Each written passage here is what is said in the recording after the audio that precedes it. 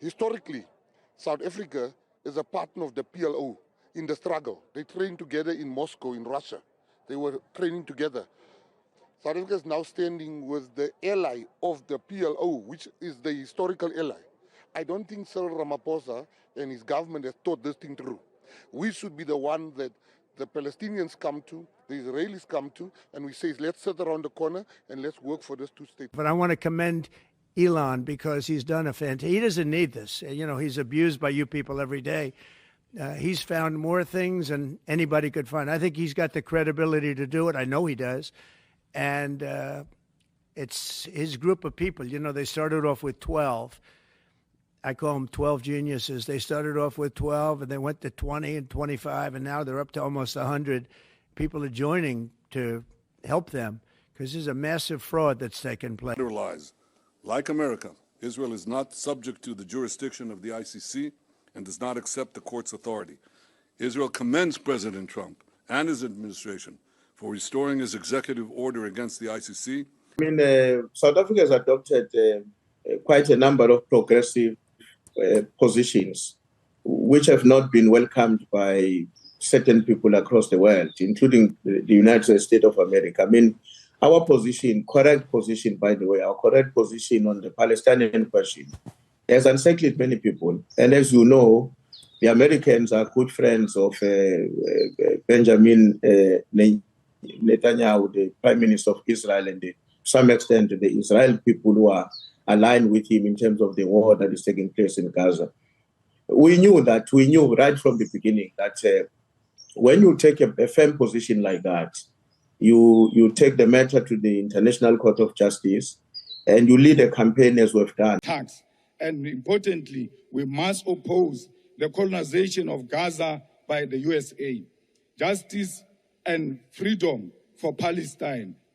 One day, the people of Palestine will know the true meaning of freedom.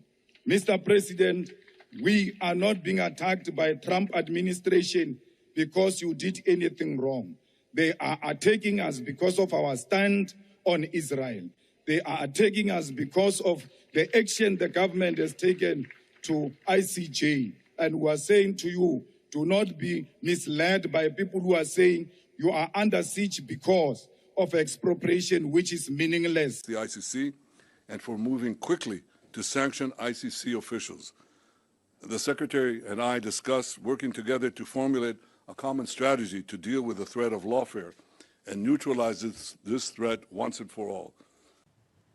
South Africa is a sovereign state with a democratically elected government, which is a legitimate representative of the South African people. So we continue to engage with Washington, and we remain the democratically elected government that has got the responsibility to engage. The Secretary and I also discussed how the many international institutions have been hijacked and turned into anti-American and anti-Israeli forums.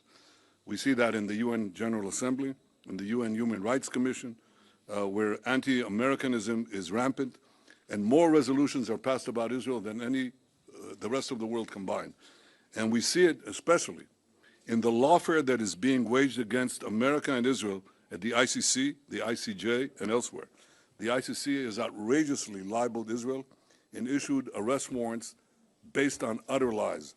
Is facing that the Secretary of State of the U.S. is obviously a victim of this disinformation. He has fallen prey on it.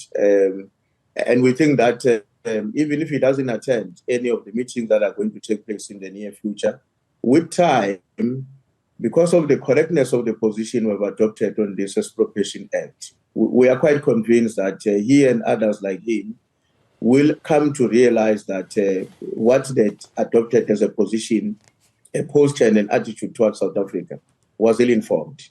So even if he doesn't attend... the Israeli and the Palestinians coexist. I'm not here to speak for Israel. But I'm saying, in Israel, Palestinians and Israelis share the same toilet that I shared with them. During apartheid, those did not happen.